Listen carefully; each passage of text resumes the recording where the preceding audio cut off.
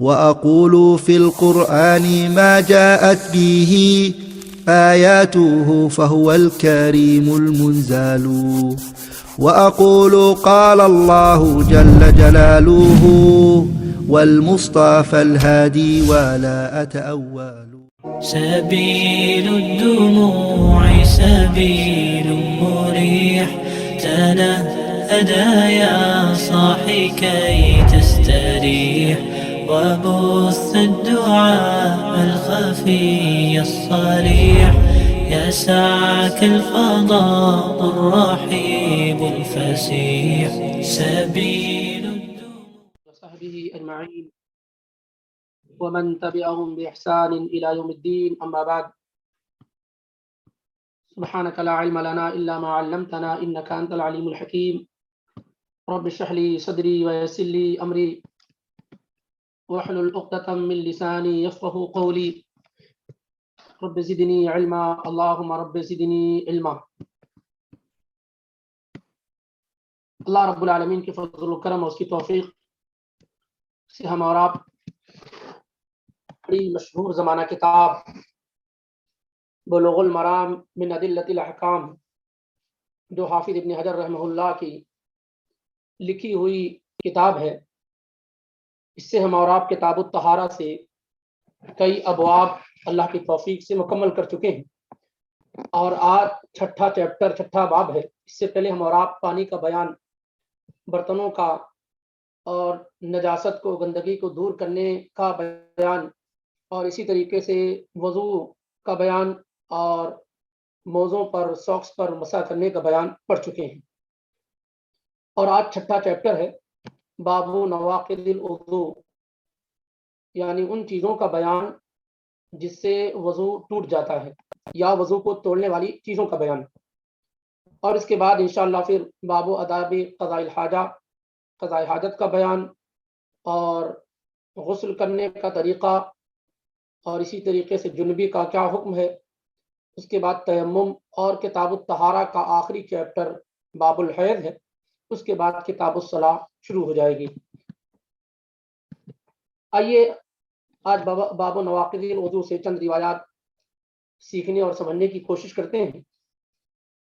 ناقض کی جمع ہے نواقض، اسی کا پلورل ہے، اس کا سنگولر آتا ہے ناقض، جس کے معنی ہوتے ہیں توڑنے کے، باطل کرنے کے، خراب کر دینے کے۔ تو نواقض الوضو کا مطلب ہوگا وہ چیزیں جو وضو کو باطل کر دیں، وضو کو توڑ دیں۔ تو یہاں پر حافظ ابن حجر رحمہ اللہ ان روایات کو اکٹھا اور جمع کر رہے ہیں، دونوں طرح کی روایات، جن سے وضو ٹوٹ جاتا ہے اور جن سے وضو نہیں ٹوٹتا ہے، کیونکہ اس مسئلے میں دو طرح کے جو نواقض الوضو ہیں، وضو کو توڑنے والی جو چیزیں ہیں، وہ دو طرح کی ہیں۔ ایک وہ ہیں جو اتفاق کے ساتھ تمام علماء کے ہاں یہ ہے کہ اس سے وضو ٹوٹ جاتا ہے، اور ان میں سے اکثر چیزیں وہ ہیں جن میں اختلاف ہے کہ آیا وضو ٹوٹتا ہے یا نہیں ٹوٹتا ہے، اور اس کی وجہ یہ ہے احادیث کا صحیح اور ضعیف ہونا، اور اسی طریقے سے بعض علماء تک حدیث کا پہنچنا اور بعض تک نہ پہنچنا، یا اسی طریقے سے استدلال کے طریقے میں ڈفرینس کا اور الگ الگ لوگوں کا ہونا۔ آئیے عام طور سے جن چیزوں سے وضو ٹوٹ جاتا ہے، جس پر اتفاق ہے، وہ ہے الخارج من السبیلین، پیشاب اور پیخانے کی جگہ سے کچھ بھی جو نکلے اس سے وضو ٹوٹ جائے گا، چاہے وہ مثال کے طور پر پیشاب ہو، پیخانہ ہو، اور یا اسی طریقے سے ہوا کا خارج ہونا ہو، مزی کا نکلنا ہو، ودی کا نکلنا ہو، ان تمام چیزوں سے، یا استحاضہ کا خون آنا ہو، ان تمام چیزوں سے اتفاقی طور پر وضو کیا ہے، ٹوٹ جاتا ہے۔ ایسے ہی بسا اوقات ایسا ہوتا ہے کہ کسی بیماری کے سبب آدمی نارمل جگہ سے نہ پیشاب اور پیخانہ کر کے دوسری جگہوں سے بھی کرانا پڑتا، اللہ تعالیٰ ہمیں اور آپ کو محفوظ رکھے، تو اس سے بھی وضو ٹوٹ جائے گا۔ ایسے ہی اگر انسان کی عقل وغیرہ ختم ہو جائے تو اس کا وضو ٹوٹ جائے گا۔ یہ تقریباً اتفاق ہے باقی جو چیزیں آئیں گی ان میں اختلاف موجود ہے، اور بہت زیادہ اختلاف ذکر نہ کر کے اب میرے اپنے علم میں جن علماء کا مذہب اور طریقہ حدیث کی روشنی میں زیادہ اسٹرانگ مضبوط معلوم ہوگا وہ آپ کے سامنے ذکر کر دیا جائے گا۔ تو سب سے پہلی روایت جو ہے وضو کو توڑنے والی چیزوں میں وہ ہے نیند کا ہونا، اور پہلی روایت حافظ ابن حجر رحمہ اللہ لائے ہیں، اور اس سے یہ کہنا چاہتے ہیں کہ اگر نیند تھوڑی ہو، ہلکی نیند ہو، گہری نیند نہ ہو، ایسی نیند ہو جیسے آدمی کبھی بیٹھا بیٹھا اس کو اونگ آ جاتی ہے، کبھی ایسا ہوتا ہے کرسیوں پہ بیٹھا بیٹھا اونگ آ جاتی ہے، کبھی ایسا ہے کہ وہ ڈرائیو کرتا کرتا اس کو ہلکی پھلکی نیند آ جاتی ہے، کبھی یہ بسوں میں بیٹھا ہوا نیند آ جاتی ہے۔ تو یہ ذکر کیا جا رہا ہے کہ نیند جو ہے جو بالکل ہلکی نیند ہو، گہری نیند نہ ہو کہ آدمی بالکل ہوش حواس سب ختم کر دے، ایسی نیند جو ہے ناقض وضو نہیں ہے، وضو کو توڑنے والی نہیں ہے۔ اور یہی صحیح بات بھی ہے کہ جیسے انسان مسجد میں بیٹھا امام کا انتظار کر رہا ہو، اس کو نیند آ گئی، اب پھر امام آ گئے تو کیا اس کا وضو ٹوٹ جائے گا؟ نہیں، اس کا وضو نہیں ٹوٹے گا، وہ نماز ادا کر لے گا۔ لیکن ایک آدمی آیا رات میں 10 بجے بستر پہ سویا، صبح 5 بجے اٹھا فجر کے لیے، تو کیا اس کا وضو ٹوٹ جائے گا؟ ہاں، اس کا وضو ٹوٹ جائے گا، کیونکہ یہ مکمل گہری نیند میں چلا گیا اور پھر سے یاد بھی نہیں کہ اس کے ساتھ کیا ہوا ہے۔ آئیے سب سے پہلی روایت دیکھتے ہیں۔ عن انس رضی اللہ تعالی عنہ قال كان اصحاب رسول الله صلى الله عليه وسلم على عهده ينتظرون العشاء حتى تخفق رؤوسهم ثم يصلون ولا يتوضؤون، اخرجه ابو داود وصححه الدارقطني واصله في مسلم۔ انس ابن مالک رضی اللہ تعالی عنہ سے مروی ہے، مشہور صحابی ہیں، بارہا ذکر ہوا، خادم رسول صلی اللہ علیہ وسلم ہیں۔ وہ کہتے ہیں کہ کان اصحاب رسول اللہ صلی اللہ علیہ وسلم، اصحاب یہ جمع ہے، پلورل ہے، یا تو صاحب کا یا صحابی کا، یا تو صحابی کا یا صاحب کا پلورل ہے، اصحاب کمپینین، یعنی اصحاب محمد رسول اللہ صلی اللہ علیہ وسلم کے کمپینین۔ تو کہتے ہیں کان اصحاب رسول اللہ صلی اللہ علیہ، اور اس سے پہلے بات گزر چکی ہے کہ صحابی ان لوگوں کو کہتے ہیں جنہوں نے اللہ کے رسول صلی اللہ علیہ وسلم کو ایمان کی حالت میں دیکھا ہو، ملاقات کی ہو، اور ایمان ہی کی حالت میں ان کی وفات ہوئی ہو، تو ایسے لوگوں کو صحابی کہا جاتا ہے۔ کہتے ہیں کان اصحاب رسول اللہ صلی اللہ علیہ وسلم علی عہدہ ینتظرون العشاء حتی تخفق رؤوسهم، رسول اللہ صلی اللہ علیہ وسلم کے صحابہ، آپ کے ساتھی، آپ کے کمپینین، آپ کے زمانے میں، آپ کے وقت میں عشاء کی نماز کا ویٹ کرتے تھے، انتظار کرتے تھے، یہاں تک کہ ان کے سر جو ہے وہ جھک جاتے تھے نیند کی وجہ سے، نیند کی وجہ سے ان کے سر کیا جھک جاتے تھے۔ ثم یصلون، پھر وہ نماز پڑھتے تھے، ولا یتوضؤون، اور وضو نہیں کرتے تھے۔ اس حدیث کو روایت کیا ہے امام ابو داؤد نے، اور امام دارقطنی نے صحیح قرار دیا ہے، اور اس حدیث کی اصل جو ہے وہ صحیح مسلم کے اندر موجود ہے، لیکن حافظ ابن حجر رحمہ اللہ نے ابو داؤد کی روایت کوٹ کی ہے۔ اس کی وجہ یہ ہے کہ اس روایت میں جو الفاظ آئے ہیں وہ زیادہ کلیئر اور واضح ہیں۔ مسلم کے الفاظ میں یہ ہے کہ کان اصحاب رسول اللہ صلی اللہ علیہ وسلم ینامون ثم یصلون، کہ رسول اللہ صلی اللہ علیہ وسلم کے صحابہ سوتے تھے، پھر نماز پڑھتے تھے اور وضو نہیں کرتے تھے۔ تو سوتے تھے، اور عشاء کا ذکر نہیں اس میں، لیکن یہ جو ابو داؤد کی روایت ہے اس میں صراحت کے ساتھ ہے کہ سونے سے مراد یہ ہے کہ وہ عشاء کی نماز کے لیے آپ صلی اللہ علیہ وآلہ وسلم کا ویٹ کرتے تھے، آپ کا انتظار کرتے تھے، اور انتظار کرنے کی وجہ سے، تاخیر کی وجہ سے ان کے سر جو ہے نیند کی وجہ سے لڑک جاتے تھے، جھک جاتے تھے۔ پھر اللہ کے نبی علیہ الصلوۃ والسلام آتے اور آپ نماز پڑھاتے، اور صحابہ وضو کرنے کے لیے نہیں جاتے تھے۔ اور چونکہ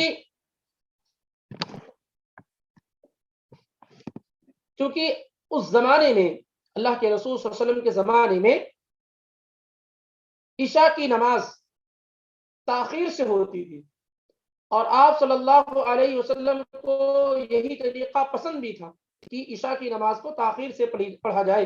کتنی مرتبہ ایسا ہوتا، عمر بن خطاب رضی اللہ تعالیٰ عنہ کی روایتوں کہتے ہیں رقد النساء والصبیان رسول اللہ، اے اللہ کے رسول بچے اور عورتیں سو رہی ہیں، آپ ہمیں عشاء کی نماز پڑھائیے۔ پھر اللہ کے نبی علیہ الصلوۃ والسلام عشاء کی نماز پڑھاتے تھے۔ تو کئی وجہ ہے اس کی، ایک وجہ یہ ہے کہ وہ محنت کرنے والے لوگ تھے اور تھکے ہوئے لوگ تھے، ٹائرڈ لوگ ہوتے تھے، تو پھر ان پر نیند کا غلبہ ہو جاتا تھا، اور عشاء کی نماز بھی کیا ہے تاخیر سے پڑھی جاتی تھی۔ آج کی طرح نہیں کہ جیسے ہی عشاء کا وقت ہوا اور عشاء کی نماز لوگ پڑھنا شروع کر دیتے ہیں اور باقی دنیا بھر کے سارے کام جو ہے وہ عشاء کے بعد کرتے ہیں۔ حالانکہ نبی علیہ الصلوۃ والسلام کا جو طریقہ تھا کان یکرہ النوم قبلہ والحدیث بعدہ، اللہ کے نبی علیہ الصلوۃ والسلام، بخاری کی روایت ہے، عشاء سے پہلے سونے کو اور عشاء کے بعد گفتگو کرنے کو ناپسند کرتے تھے۔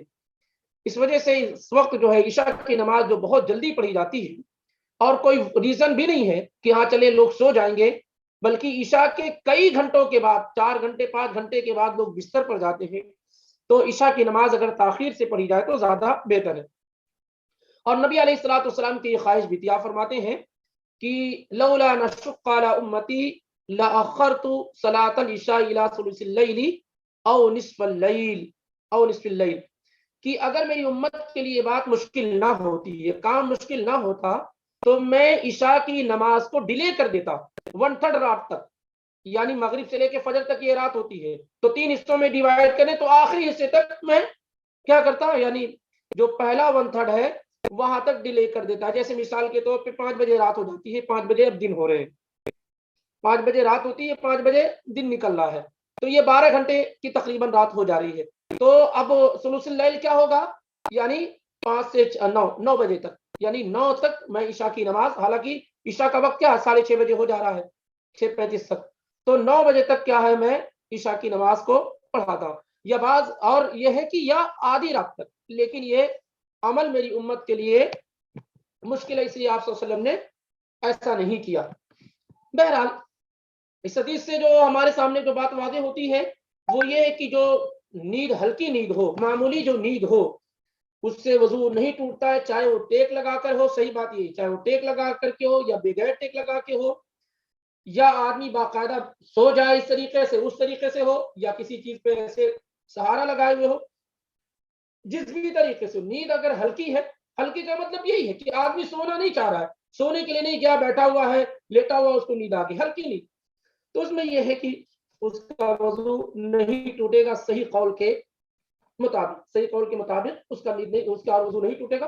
لیکن ایسی نیند جو بالکل گہری نیند ہو، آدمی کو آس پاس کیا ہو رہا ہے اس کا علم نہ ہو سکے اور باقاعدہ سو رہا ہو، تو ایسی نیند سے کیا ہے وضو ٹوٹ جاتا ہے۔ وضو ٹوٹنے کی وجہ سے یہ ہے کہ ہو سکتا ہے اس کی ہوا خارج ہو گئی، اسے معلوم نہ ہو سکا ہو، یا اس کا ہاتھ شرمگاہ وغیرہ کو لگ گیا ہو، ان تمام وجہ سے، وغیرہ صرف اس وجہ سے نہیں کہ نیند ناقض وضو ہے یا سونے سے وضو ٹوٹ جاتا ہے، اس وجہ سے کہ سو گیا ہے اب اسے یاد نہیں ہے، تو ہو سکتا ہے کہ ہوا خارج ہو گئی ہو یا اس کا ہاتھ شرمگاہ کو لگ گیا اس وجہ سے۔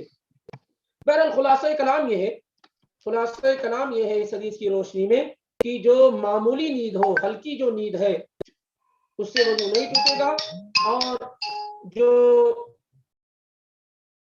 گہری نیند ہو، جیسے ہم لوگ سوتے ہیں راتوں میں، اس وضو سے کیا، اس طرح کے نیند سے وضو ٹوٹ جائے گا۔ اسی طریقے سے اس حدیث سے یہ بھی معلوم ہوتا ہے کہ امام کا انتظار کیا جائے گا، کیونکہ صحابہ اللہ کے رسول صلی اللہ علیہ وسلم کا انتظار کرتے تھے، اور یہ اس وقت بہت ضروری چیز ہے ہمیں اور آپ کو جاننا کہ امام کا مقام و مرتبہ کیا ہوتا ہے۔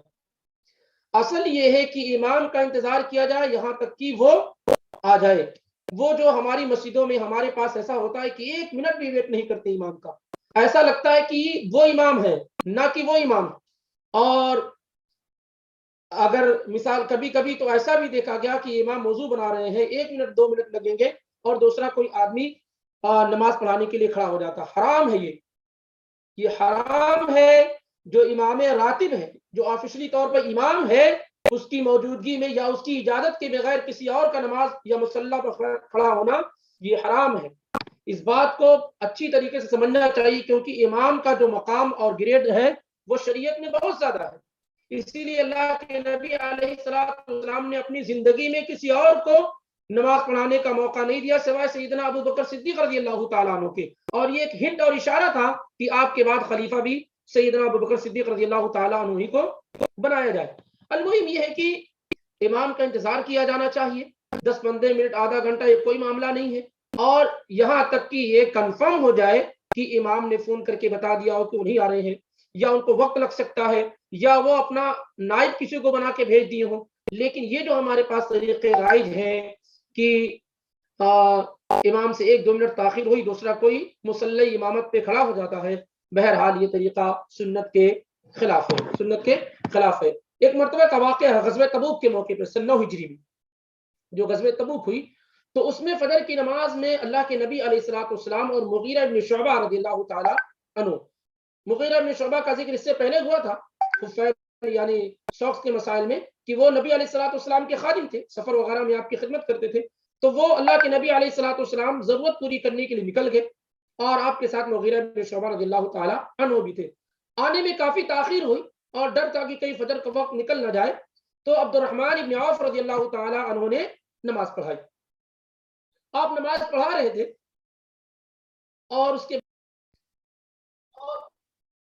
باقی نماز یعنی اللہ کے نبی علیہ السلام تشریف لائے اور عبد الرحمن ابن عوف کی امامت میں نبی علیہ السلام نے نماز ادا کی۔ آپ کی بعض رکعت چھوٹ چکی تھی اور بعض آپ نے تنہا پڑھی اور بعض عبد الرحمن ابن عوف رضی اللہ تعالی عنہ کے ساتھ پڑھی، اور یہ بہت بڑی فضیلت ہے عبد الرحمن ابن عوف رضی اللہ تعالی عنہ کی کہ اللہ کے نبی علیہ السلام نے ان کے پیچھے نماز ادا کی غزوہ تبوک کے موقع پہ، فجر کی نماز سن 9 ہجری میں غزوہ تبوک پیش آیا۔ بہرحال تو خلاصہ اس میں 2 چیزوں کا ہے، ایک تو یہ کہ ہلکی اور معمولی نیز سے وضو نہیں ٹوٹتا ہے، دوسری یہ کہ امام کا انتظار کیا جانا چاہیے، اور 1-2 منٹ اور اس طریقے سے بغیر اس کی اجازت کے دوسرے کسی کو مسلح امامت پہ نہیں جانا چاہیے۔ اس کے بعد کی روایت ہے کہ استحاضہ کا جو خون ہے کیا وہ اس سے وضو ٹوٹتا ہے یا نہیں؟ استحاضہ عورت کے ہاں 3 طرح کے خون آتے ہیں شرمگاہ سے، پہلا حیض کا خون، دوسرا نفاس، اور تیسرا استحاضہ۔ حیض اور نفاس جو بچوں کی پیدائش پہ آتا ہے، یہ دونوں نارمل ہے، طبیعی ہے، صحت اور تندرستی کی علامت ہے۔ البتہ استحاضہ کا جو خون ہے یہ ایک بیماری ہے، بسا اوقات بعض عورتوں کے ہاں یہ خون کیا ہے آتا ہے۔ استحاضہ کا خون اگر آئے تو کیا اس سے وضو ٹوٹ جاتا ہے؟ اس سلسلے میں حافظ ابن حجر رحمہ اللہ کی روایت لائی ہیں، اور اس میں بات یہی واضح معلوم ہو رہی ہے کہ استحاضہ کا خون ناقض وضو ہے، وضو کو توڑ دیتا ہے، اور عورت کو چاہیے کہ وہ ہر نماز کے لیے وضو کرے، ہر نماز کا جب وقت ہو جائے تو اس کے لیے وضو کرے۔ البتہ اصل یہ پوری روایت آخری جو چیپٹر ہے کتاب الطہارہ کا باب الحیض اس میں آئے گا، تو انشاءاللہ رب العالمین وہاں مزید اس کی وضاحت ہو جائے گی۔ ہم صرف یہاں یہ جان لیں کہ حیض کے علاوہ ایک خون آتا ہے جسے استحاضہ کہتے ہیں، اور دونوں میں کافی ڈفرینس ہوتا ہے، کافی فرق ہوتا ہے۔ حیض کا خون نارمل اور طبیعی ہے، وہ صحت مند کی علامت ہے، جو ہر عورتوں کے ہاں جو ان کی ڈیز ہوتی ہیں وہ اس اعتبار سے، اور استحاضہ کا خون بیماری کا خون ہوتا ہے، اور دونوں میں کافی فرق ہے۔ حیض کا خون بلیک ہوتا ہے، کالا ہوتا ہے، گاڑھا ہوتا ہے، اور اسی طریقے سے اس میں اسمیل ہوتی ہے، جبکہ استحاضہ کا خون ایسا نہیں ہوتا ہے، وہ ریڈ ہوتا ہے اور باریک ہوتا ہے، پتلا ہوتا ہے، اور اسی ہے کہ اس میں اسی طریقے سے جو بو ہوتی ہے، اسمیل وغیرہ نہیں ہوتی ہے، تو یہ واضح ہے۔ آئیے دیکھیے روایت دیکھتے ہیں۔ عائشہ رضی اللہ تعالی عنہ قالت جاءت فاطمة بنت أبي حبيش إلى النبي صلى الله عليه وسلم فقالت يا رسول الله إني امرأة أستحاض فلا أطهر أفدع الصلاة؟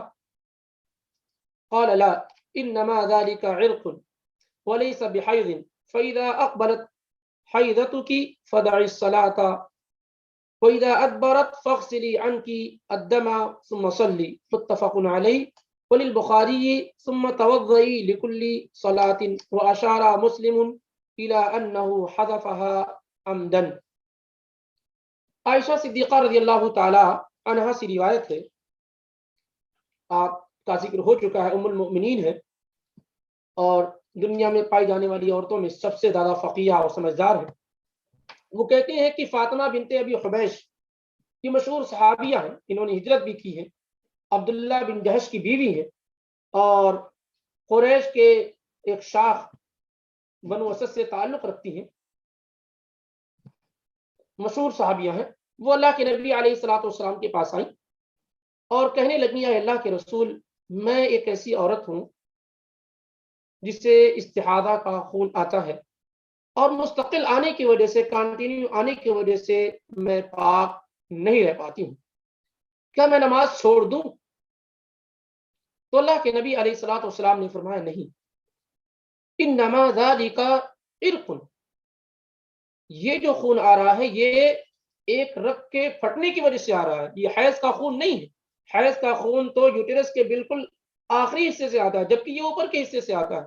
یہ ایک بیماری، ایک رگ کے پھٹنے کی وجہ سے آتا ہے، ولیس بحیض، یہ حیض کا خون نہیں۔ تو فَإِذَا أَقْبَلَتْ حَیضَتُکِ، کی جب آپ کو حیض آئے، فَدَعِ الصَّلَاةَ، تو نماز چھوڑ دو۔ وَإِذَا أَدْبَرَتْ، اور جب حیض کا خون اسٹاپ ہو جائے، بند ہو جائے، فَاغْسِلِي عَنْکِ الدَّمَ، تو خون کو، استحاضہ کا جو خون ہے اسے دھل لو۔ جو خون آ رہا ہے، حیض کا خون بند ہو جانے کے بعد، یعنی وہ جو مدت ہے، عام طور سے ہوتا کیا ہے کہ وہ کنٹینیو آتا رہتا ہے، جب تو عورت جان نہیں، بہت ساری عورتیں سمجھ نہیں پاتی ہیں، تو حیض کا خون وہ بالکل کلیئر ہوتا ہے کہ حیض کا خون ہے۔ اس کے بعد جو ہے ان کی جو اپنی ڈیز ہے، 5 دن 7 دن، اس کو وہ حیض کا خون مانیں گے۔ اس کے بعد جو آ رہا ہے وہ نارمل خون مانا جائے گا، اور جس کی نشانی بتائی بھی گئی ہے ابھی، تو اس میں کیا ہے، وہ خون جہاں لگے اس کو دھل لیں گی اور اس کے بعد نماز پڑھنا شروع کر دیں گے۔ بخاری اور مسلم کی روایت ہے، اور بخاری میں الفاظ یہ زیادہ ہیں اور یہی اہم ہے یہاں پر کہ نبی علیہ الصلوۃ والسلام نے ان سے فرمایا، ثم توضئی لکل صلاۃ، کوئی مسئلہ نہیں ہے، استحاضہ کا خون آ رہا ہے، کوئی بات نہیں ہے، اس سے نماز وغیرہ نہیں چھوڑی جائے گی، ہر نماز کے لیے تم وضو کر لو، جب ظہر کا یہ نماز کا وقت ہو جائے تو ظہر کے لیے وضو کر لو، اور اسی طریقے سے عصر کی نماز کا وقت آئے تو عصر کی نماز کے لیے وضو کر لو، تمہیں غسل وغیرہ کرنے کی ضرورت نہیں ہے، ہر نماز کے لیے وضو کر لو، یہی تمہارے لیے کافی ہے۔ اور مسلم، امام مسلم رحمہ اللہ نے اس ٹکڑے کو، ثم توضئی لکل صلاۃ، اس حصے کو کہتے ہیں کہ جان بوجھ کر کے میں نے اسے ذکر نہیں کیا ہے، اسے حذف کر دیا ہے، کیونکہ امام مسلم کا خیال یہ ہے کہ اس ٹکڑے کو بیان کرنے میں، اس بات کو بیان کرنے میں کہ ہر نماز کے لیے وضو کرو، اسے بیان کرنے میں حماد بن زید تنہا ہے، اکیلے ہیں۔ حالانکہ امام مسلم رحمہ اللہ کا اپنی اوپینین اور ان کا اپنا علم تھا، اور اس کو بیان کرنے والے کئی لوگ ہیں، ابو معاویہ نے بیان کیا ہے، اور اسی طریقے سے دوسرے حماد بن سلمہ نے بیان کیا ہے، اور دوسرے لوگوں نے بیان کیا ہے، اس وجہ سے یہ درست بات نہیں ہے اور بالکل یہ صحیح ہے۔ تو اس روایت سے کیا معلوم ہوا کہ حیض کا جو خون ہے اس سے وضو ٹوٹ جائے گا، اور عورت کو جب نماز پڑھنی ہو تو ہر نماز کے لیے وہ کیا ہے، وضو کر لے، یہی اس کے لیے کافی ہے، غسل کرنے کی ضرورت نہیں ہے، غسل کرنے کی ضرورت نہیں۔ تاہم بعض روایات ایسی آئی ہوئی ہیں جس میں غسل کا بھی ذکر ہے، تو کچھ علماء نے کہا ہے کہ اگر غسل اس کے لیے آسان ہو، ایزی ہو، تو غسل بھی کر سکتی ہے، لیکن اہم چیز جو ہے وہ صرف وضو کا ہونا ہے، یعنی ہر نماز کے لیے وضو کر لیا جائے۔ اور حیض اور استحاضہ میں کوئی یعنی مماثلت نہیں ہے، دونوں کے احکام الگ ہیں۔ حیض کی حالت میں روزہ نہیں رکھا جائے گا، نماز پڑھی نہیں جائے گی، ریلیشن نہیں بنایا جائے گا، ساری کی ساری چیزیں۔ لیکن استحاضہ کے معاملے میں کچھ بھی ایسا نہیں ہے، نماز بھی پڑھا جائے گا، روزہ بھی رکھا جائے گا، اور ریلیشن وغیرہ بنانے بھی کوئی مسئلہ نہیں ہے۔ تو صرف یہ ہے کہ عورت جو ہے ہر نماز کے لیے وضو کر لے گی۔ ایک اہم چیز یہ بھی معلوم ہو رہی اس حدیث سے کہ دین کے جو مسائل ہیں، جو ہمارے دین سے متعلق مسائل ہیں، ہماری نماز روزوں سے مسائل ہیں، ہماری پاکی اور ناپاکی کے مسائل ہیں، ان تمام چیزوں کے سیکھنے میں انسان کو شرم نہیں کرنی چاہیے۔ اب دیکھیے کہ فاطمہ بنت ابی حبیش رضی اللہ تعالی عنہ خود اللہ کے نبی علیہ الصلوۃ والسلام کے پاس آئیں اور خود انہوں نے بیان کیا کہ میرے ساتھ یہ معاملہ ہے، جبکہ بہت سارے مسائل عام طور سے عورتوں کے جو مسائل ہیں وہ شرم کی وجہ سے ایک تو اسے بیان نہیں کیا جاتا ہے، پھر یہ کہ سیکھنے کا وہ جذبہ نہیں ہے، اس وجہ سے ان تمام چیزوں میں بہت ساری غلط فہمیاں اور موجود ہیں۔ کب کس روزہ رکھنا ہے، کب نہیں رکھنا ہے، کون سے کس سے وضو کرنا ہے، کس سے غسل کرنا ہے، ان میں سے بہت ساری چیزوں میں کوتاہیاں، کمیاں اور علم جو ہے نہیں پایا جاتا ہے۔ جیسے کبھی کبھار آپ بھی جانتے ہیں کسی انسان کے جسم پر کوئی گندگی لگ گئی تو کہتا ہے بھائی اب گھر جائیں گے، نہا لیں گے، پھر نماز پڑھیں گے، اور اس طریقے سے جتنی بھی نمازیں درمیان میں آتی سب کو چھوڑ دیتے۔ حالانکہ سبھی جانتے ہیں باہر سے ایکسٹرنل جو گندگی لگتی ہے، جو بھی گندگی لگ رہی ہے، آپ اسے صاف کر لیجیے اور نماز پڑھ لیجیے، آپ کو غسل کی ضرورت ہے ہی نہیں۔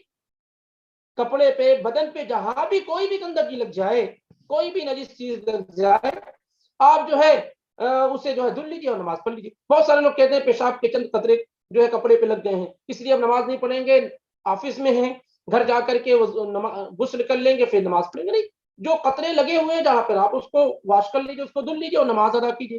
تو کیونکہ نماز تو سب سے بڑی چیز ہے، تو یہ علم نہ ہونے کی بنیاد پر بہت ساری بڑی بڑی غلطیاں انسان سے کیا ہے ہو جاتی ہیں۔ المہم خلاصہ یہ ہے کہ یہ جو استحاضہ کا خون ہے وہ ناقض وضو ہے، وضو ٹوٹ جاتا ہے اس سے، اور اس کے لیے عورت کو چاہیے کہ جس کے ساتھ اللہ نہ کرے، اللہ محفوظ رکھے، لیکن جس کے ساتھ یہ بیماری ہو، اب تو الحمدللہ میڈیکل سائنس کافی آگے ہو چکی ہے، اس کے بھی علاج وغیرہ موجود ہے، تو اسے کیا کر لیا جائے، ہر نماز کے لیے ایسی عورتیں وضو کر لیں گی، بس یہ کافی، ان کو غسل وغیرہ کی ضرورت نہیں ہے۔ جی ابو ہریرہ صاحب پڑھنا چاہ رہے ہیں؟ پڑھیے پڑھیے روایت پڑھیے آگے کی 64 نمبر کی۔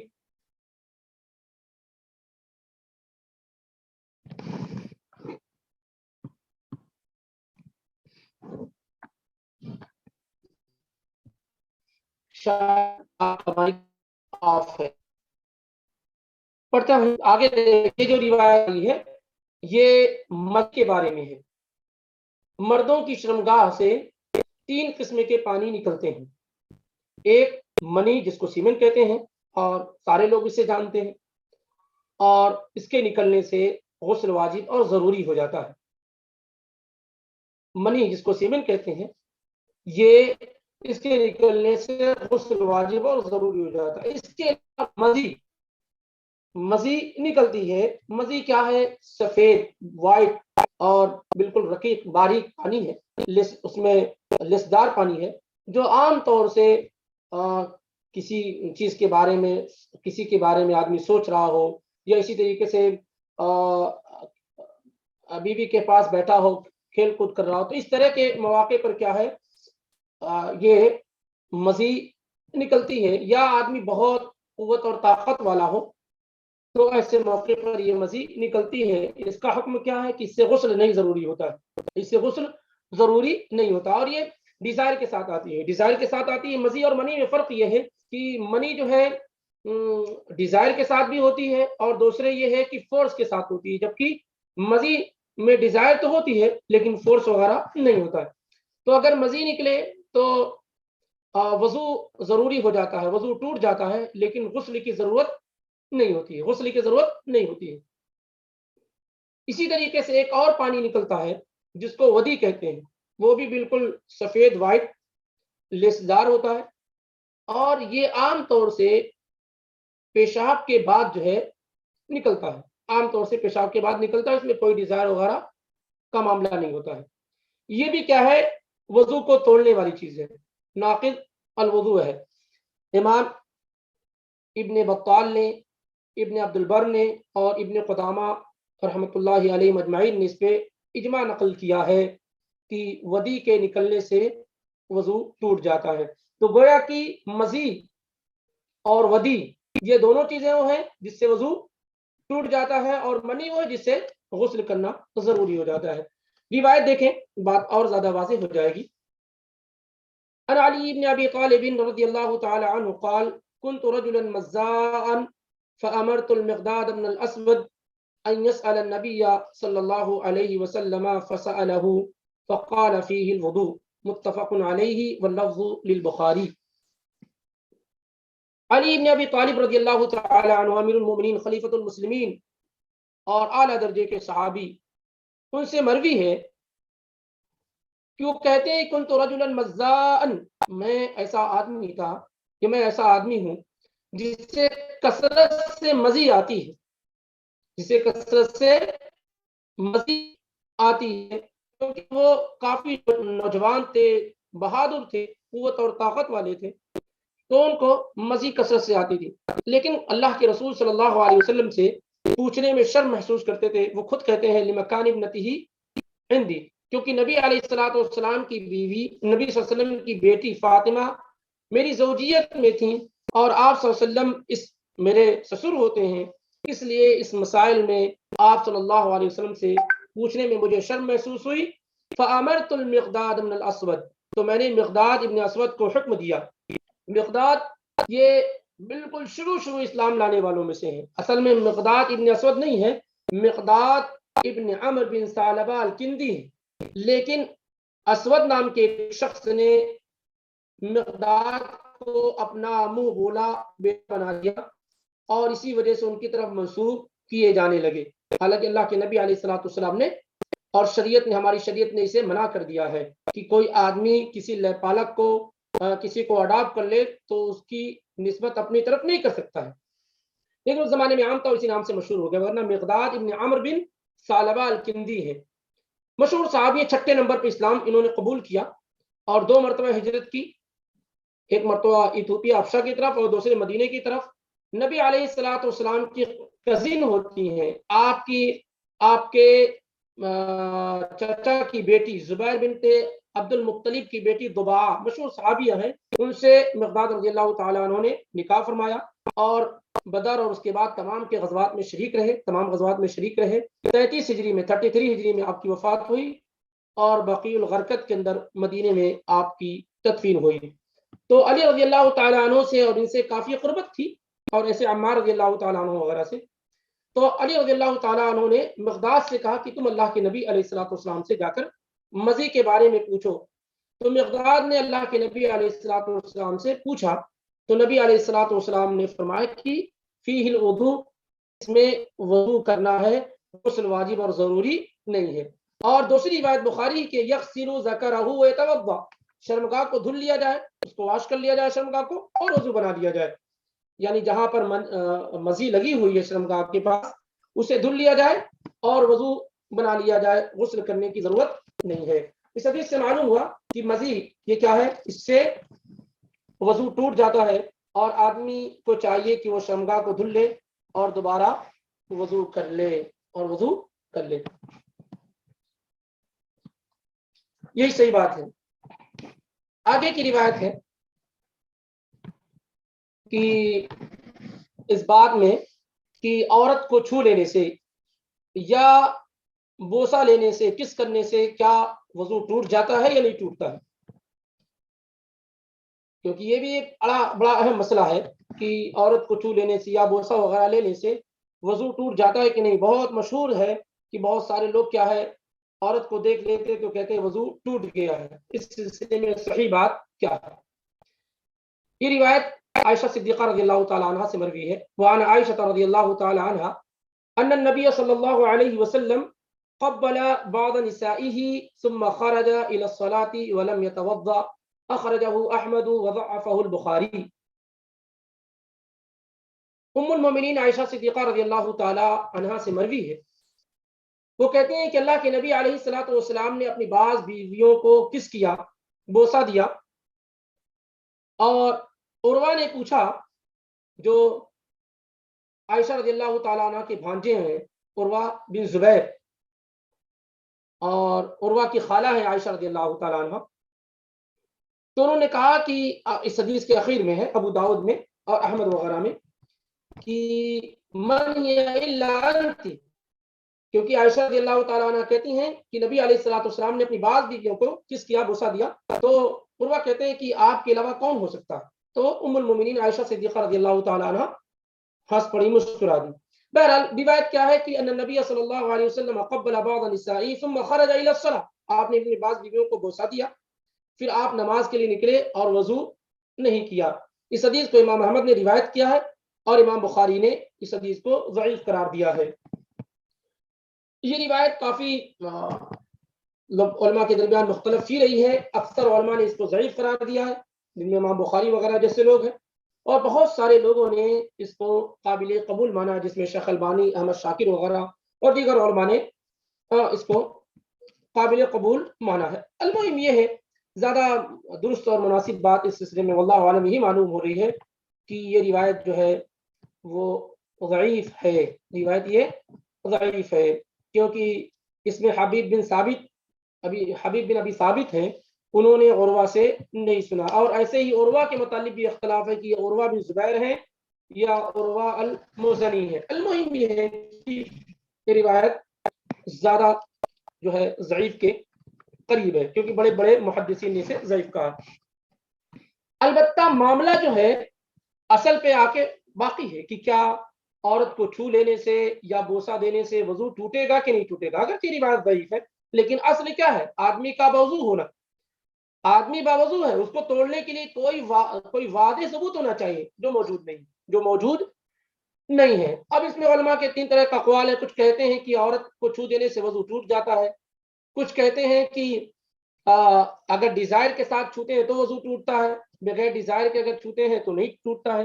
اس سلسلے میں صحیح بات یہ ہے کہ کسی بھی طرح سے چھو دینے سے وضو نہیں ٹوٹے گا، چاہے وہ وداؤٹ ڈیزائر ہو یا ود ڈیزائر ہو.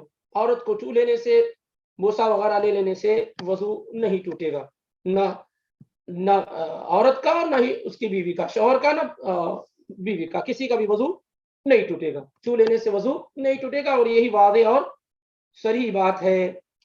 اللہ کے نبی علیہ الصلوۃ والسلام نماز میں ہوتے تھے، جیسا کہ بخاری وغیرہ کی روایت ہے، اور گھر چھوٹے ہوتے تھے تو عائشہ صدیقہ رضی اللہ تعالیٰ عنہ وہیں لیٹی ہوئی ہوتی تھی، آپ وہاں نماز پڑھ رہے ہوتے اور آپ کا بدن اور عائشہ رضی اللہ تعالیٰ عنہ کا جسم کیا ہے آپس میں ٹچ کرتا اور اپنی نماز کو کیا ہے آپ کنٹینیو کیے ہوتے. دوسری بات یہ ہے کہ کوئی واضح دلیل بھی نہیں ہے کہ اس سے وضو ٹوٹ جائے گا. تو صحیح بات یہ ہے کہ عورت کو چھو لینے سے یا بوسہ لینے سے یا حق کر لینے سے، ان تمام چیزوں سے وضو نہیں ٹوٹے گا، الا یہ کہ اس کا کوئی رزلٹ آ جائے، جیسے مزید نکل جائے تو پھر وضو ٹوٹ جائے گا، ادروائز وضو نہیں ٹوٹے گا. اس باب میں، اس سلسلے میں ہی بات زیادہ درست اور صحیح معلوم ہوتی ہے. بلکہ امام ابن تیمیہ رحمہ اللہ نے ذکر فرمایا ہے کہ جن علماء نے یہ کہا ہے کہ عورت کو چھو لینے سے وضو ٹوٹ جائے گا اگرچہ بغیر ڈیزائر کے کیوں نہ ہو، یہ قولاً شاذ ہے. یعنی اس طرح کی بات کرنے والے بہت تھوڑے لوگ ہیں. تو کسی بھی طریقے سے وہ ود ڈیزائر ہو یا وداؤٹ ڈیزائر ہو، کسی بھی صورت میں وضو نہیں ٹوٹے گا. واللہ اعلم. آگے کی روایت دیکھتے ہیں. یہ روایت ہے شیخ میں ریڈ کروں؟ بالکل جی جزاک اللہ خیر. وعن ابي هريره رضي الله تعالى عنه قال قال رسول الله صلى الله عليه وسلم اذا وجد احدكم في بطنه شيئا فاشكل عليه اخرج منه شيء ام لا اخرج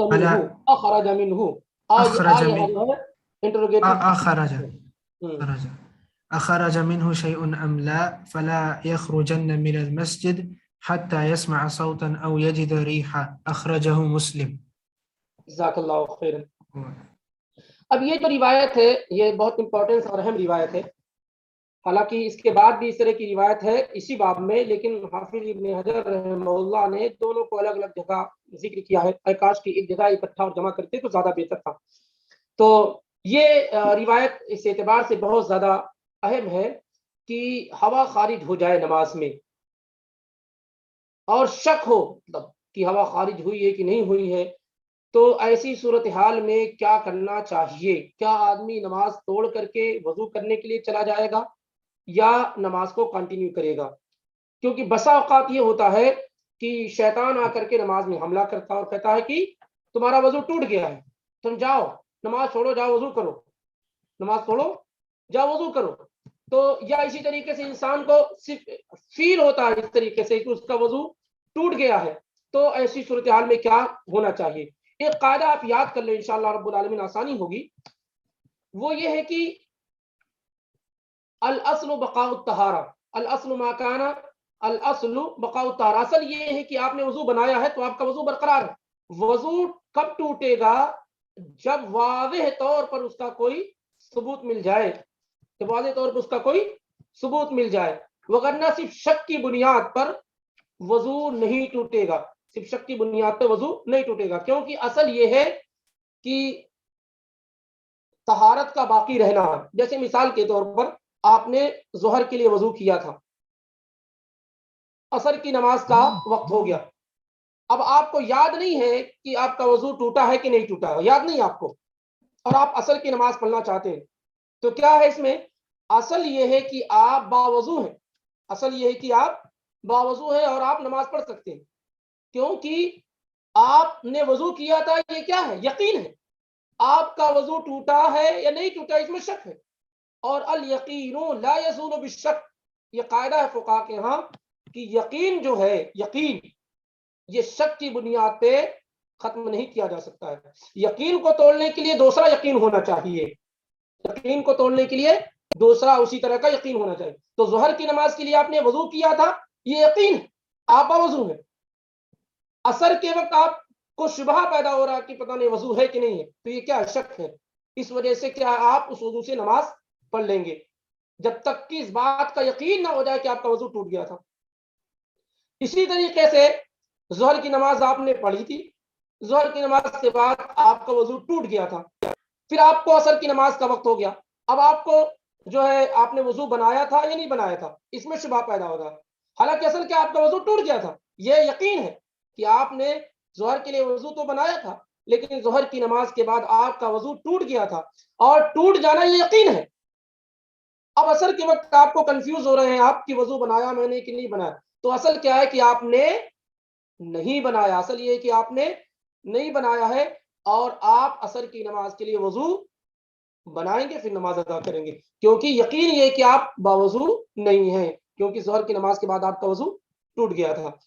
تو ایسے ہی ہوا کے خارج ہونے میں یقین پر اعتماد کیا جائے گا, شک کی بنیاد پہ نماز توڑ کر کے جا کر کے وضو بنا کر نہیں آیا جائے گا. اس سلسلے میں یہ حدیث ہے. اور کبھی بھی اس طرح کا شک پیدا ہو تو ہمیشہ آدمی کیا ہے, یقین پہ بنا کرے. جیسے کبھی آپ نماز پڑھ رہے ہوتے ہیں تو اب شک پیدا ہوتا ہے کہ تیسری رکعت ہے یا چوتھی رکعت ہے, تیسری یا چوتھی, کیا قاعدہ ہے ایسے موقع پہ؟ ایسے موقع پہ قاعدہ یہ نبی علیہ الصلوۃ والسلام نے فرمایا شک احدکم فی صلاتہ اللہ ثالثا رابعا, کہ اس نے جو ہے 3 پڑھی 4 پڑھی ہے, تو علیہ الصلوۃ والسلام فلیطرح الشک ولیبنی علی ما تیقن, تو شک کو چھوڑ دے, وہ پھینک دے شک کو, اور جس چیز پہ یقین ہو اس کو وہ کرے. اب 3 اور 4 میں یقین کس چیز پر ہے؟ کہ 3 پڑھی ہے اس میں یقین ہے. اس لیے جب رکعتوں میں شک پیدا ہو کہ 3 یا 4, تو ہمیشہ کم پر وہ کریں گے, کیونکہ کم والی چیز کیا یقین ہی. ایسے طواف وغیرہ کرنے میں شک ہو کہ 5 چکر ہوا کہ 6 چکر ہوا, تو 5 پر یقین وہ کریں گے, بنا کریں گے. المہم آئیے اس سلسلے میں یہ روایت پڑھتے ہیں. تو قاعدہ یہ ہے کہ الیقین لا یزول بالشک, یقین جو ہے وہ شخص کے ذریعے سے ختم نہیں کیا جا سکتا. یقین کو توڑنے کے لیے یقین ہی ہونا ہے, یقین کو توڑنے کے لیے یقین ہی ہونا ہے. اور یہ بات واضح ہے کہ ہوا کا خارج ہونا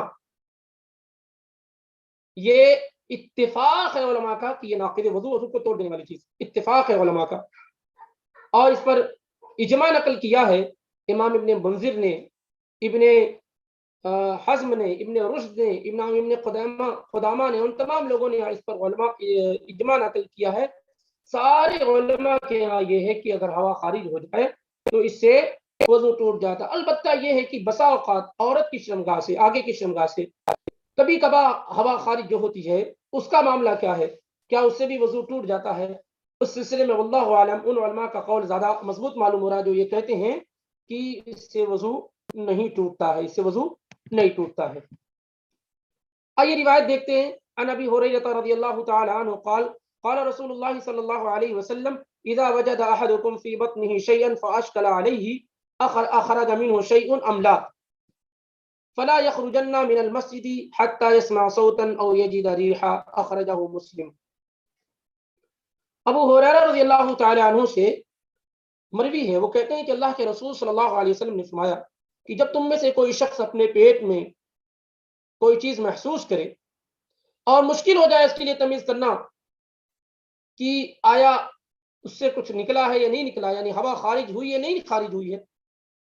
کبھی کبھی آدمی شیطان آتا ہے اور پیٹ میں مارتا ہے، جس کی وجہ سے انسان کو کیا شک اور شبہ پیدا ہونے لگتا ہے اور اس کو لگتا ہے کہ ہوا خارج ہوئی ہے کہ نہیں ہوئی ہے، اس طریقے سے۔ تو اللہ کے نبی علیہ الصلوۃ والسلام نے فرمایا کہ وہ نہ نکلے، مسجد سے نہ نکلے، نماز نہ توڑے، حتی یسمع صوتا او یجد ریحا، یہاں تک کہ وہ ساؤنڈ آواز سن لے یا اسی طریقے سے اسمیل محسوس کرے۔ یہ غالب کی بنیاد پہ، کیونکہ عام طور سے ایسے ہی ہوتا ہے، ہوا خارج جب ہوتی ہے، لیکن یہ ہے کہ اگر ان دونوں میں سے کوئی چیز نہ بھی پائی جائے، اسمیل بھی نہ ہو ساؤنڈ بھی نہ ہو، لیکن اس بات کا آپ کو یقین ہو جائے کہ ہوا خارج ہو گئی ہے، تو ایسی صورتحال میں آپ جو ہے نماز توڑ کر کے وضو بنا کر کے دوبارہ آ کر کے نماز ادا کریں گے۔ یہ صرف اس لیے کہا گیا ہے کہ عام طور پہ ایسا ہی ہوتا ہے۔ یہ مسلم کے الفاظ۔ ایسے عبداللہ بن زید رضی اللہ تعالیٰ عنہ کی روایت بخاری اور مسلم دونوں میں موجود ہے کہ ایک آدمی نے اللہ کے نبی علیہ الصلوۃ والسلام سے اس بات کی شکایت کی کہ اسے یہ خیال آتا ہے کہ انہ یجد الشیء، کہ اسے محسوس ہوتا ہے کہ اس کو ہوا خارج ہوئی ہے، کچھ ہو رہا ہے۔ تو آپ صلی اللہ علیہ وسلم نے فرمایا کہ وہ نہ نکلے یہاں تک کہ آواز یا اسمیل محسوس کر لے۔ تو یہاں پر آگے بھی ایک روایت آ رہی ہے اس سلسلے میں، آخر میں اس باب کے، کیونکہ شیطان آ کر کے مارتا ہے اور حملہ کرتا ہے، جس کی بنیاد پہ یہ شک اور شبہ پیدا ہوتا ہے۔ تو صرف شک کی بنیاد پر انسان کو شک و یقین نہ ہو کہ اس کا وضو ٹوٹا ہے کہ نہیں ٹوٹا ہے، اس کو یقین نہ ہو کہ وضو ٹوٹا ہے کہ نہیں ٹوٹا ہے، صرف شک کی بنیاد پہ وہ نماز توڑ کر کے وضو کرنے کے لیے نہیں جائے گا، حتیٰ کہ یقین ہو جائے کہ واقعی اس کا وضو۔ یقین لانے کے لیے کیا ہے،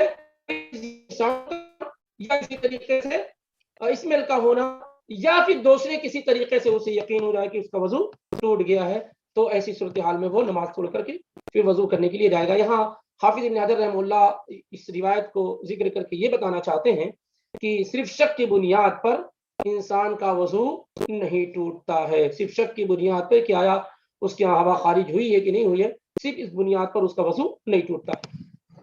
آگے پڑھتے ہیں جی، فیضان صاحب پڑھیں۔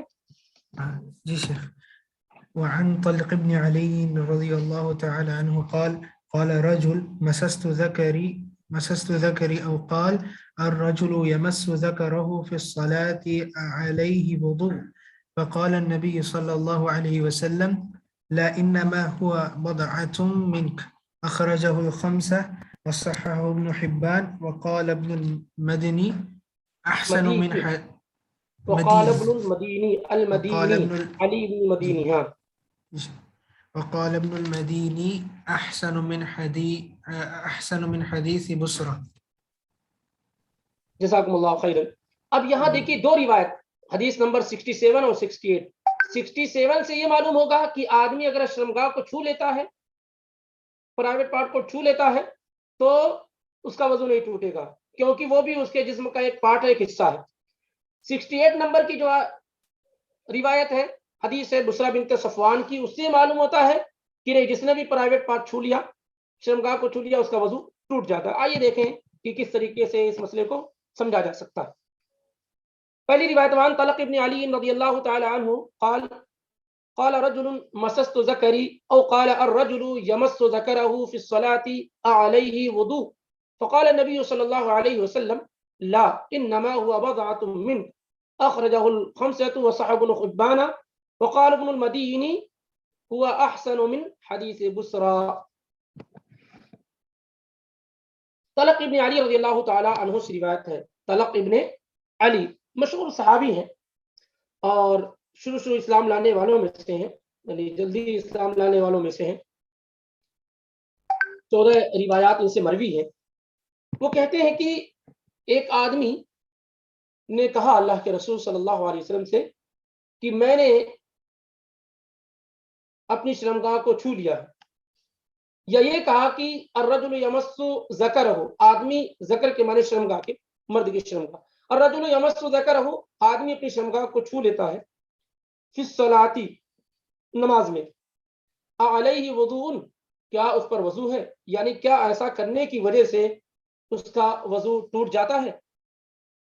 فقال النبی صلی اللہ علیہ وسلم، تو نبی علیہ الصلوۃ والسلام نے فرمایا نہیں، اس کا وضو نہیں ٹوٹتا ہے، انما ہوا بضعۃ منک، وہ تو تمہارے جسم کا ایک پارٹ ہے، ایک حصہ ہے، جیسے جسم کے اور حصے ہوتے ہیں وہی حصہ یہ وہ بھی ایک حصہ ہے، تو جسم کے اور حصے کو چھونے سے وضو نہیں ٹوٹتا ہے، تو ایسے ہی شرمگاہ کو چھونے سے بھی وضو نہیں ٹوٹے گا۔ اس حدیث کو روایت کیا امام احمد نے، اخرج الخمسہ مطلب امام احمد، ابو داؤد، ترمذی، نسائی، ابن ماجہ، اور ابن حبان نے اس حدیث کو صحیح قرار دیا ہے۔ اور امام علی ابن المدینی رحمۃ اللہ علیہ فرماتے ہیں، علی ابن مدینی کون ہے؟ یہ امام بخاری کے استاذ ہیں، امام بخاری کے، امام ابو داؤد کے استاد، بہت زبردست عالم، بہت زبردست عالم۔ امام بخاری کہتے ہیں کہ میں کسی کے سامنے چھوٹا محسوس نہیں ہوا ہوں سوائے علی بن مدینی کے سامنے، تو بہت ذیل آدمی تھے۔ 161 ہجری 161 میں آپ کی پیدائش ہوئی اور 224 میں آپ کی وفات ہوئی۔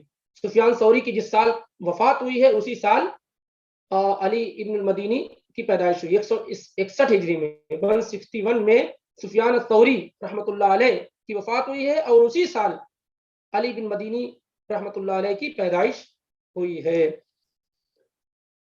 تو وہ کہتے ہیں کہ ہوا احسن من حدیث بصرہ، یہ حدیث جو طلق ابن علی کی ہے، جس سے معلوم ہوتا ہے کہ ذکر کے شرمگاہ کے چھو دینے سے وضو نہیں ٹوٹتا ہے، یہ حدیث جو ہے یہ بصرہ بنت صفوان کی جو روایت آگے آ رہی ہے، جس سے معلوم ہوگا کہ وضو ٹوٹ جائے گا، تو اس سے زیادہ بہتر ہے یہ روایت۔ گویا کہ علی بن مدینی کی رائے میں مس ذکر یعنی شرمگاہ کو چھو لینے سے وضو نہیں ٹوٹے گا، شرمگاہ کو چھو لینے سے وضو نہیں ٹوٹے گا۔ دوسری بھی روایت پڑھ لیتے، اس روایت میں بھی تھوڑا کلام ہے، بہت سارے لوگوں نے اس کو ضعیف بھی کہا، جیسے امام شافعی، امام ابو حاتم ہے، ابو زرع رازی ہیں، بیہقی ہیں، دارقطنی ہیں، ابن الجوزی وغیرہ ہیں، بہت سارے لوگوں نے کیا ہے اس روایت کو ضعیف بھی کہا، کیونکہ قیس بن طلق ایک راوی ہیں جن کو محدثین نے کہا کہ یہ مضبوط نہیں ہے، لیکن یہ ہے کہ زیادہ درست بات یہ کہ روایت کیا ہے، صحیح ہے، روایت کیا ہے، صحیح ہے۔ آگے کی روایت پڑھیں تاکہ دونوں کو ملا کر کے ایک نتیجہ انشاءاللہ آپ کے سامنے آ سکے۔ بصرہ بنت صفوان کی روایت پڑھیے ابو ہریرہ صاحب، تیزی کے ساتھ پڑھیے، جب بالکل نماز کا وقت قریب ہو چکا ہے۔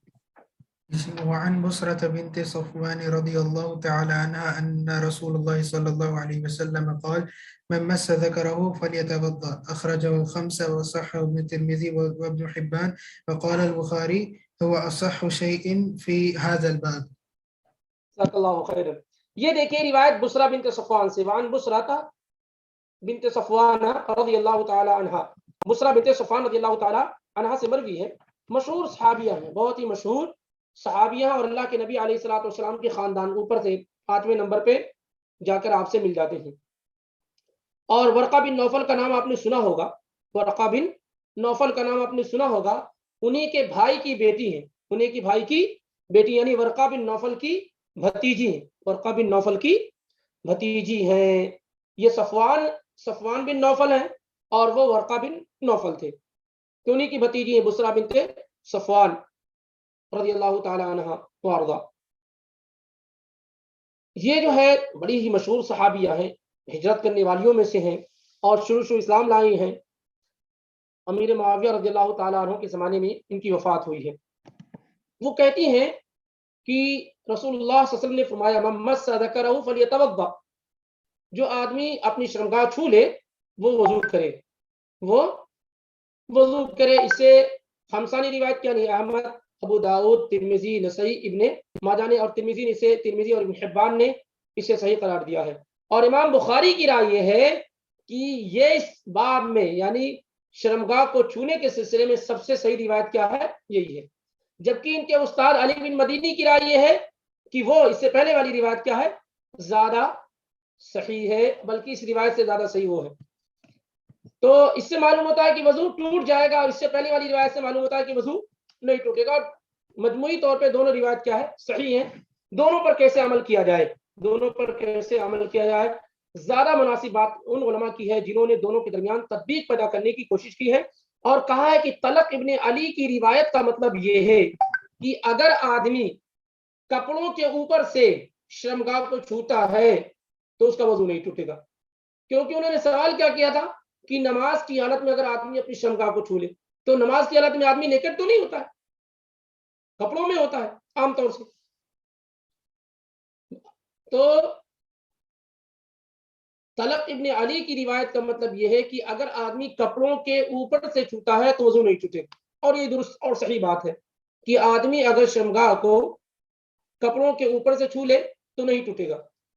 اور بسرا بنت صفوان کی روایت کا مطلب یہ ہے کہ اگر انسان اپنے پرائیویٹ پارٹ کو کپڑوں کے بغیر یعنی شرمگاہ کے درمیان اور اس کے ہاتھ کے درمیان کوئی چیز حائل نہ ہو، ڈائریکٹ ٹچ کرے تو ایسی صورتحال میں وضو ٹوٹ جائے گا.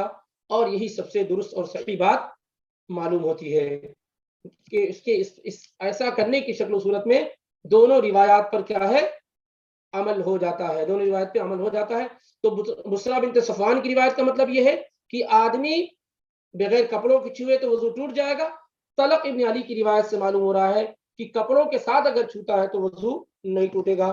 واللہ اعلم بالصواب.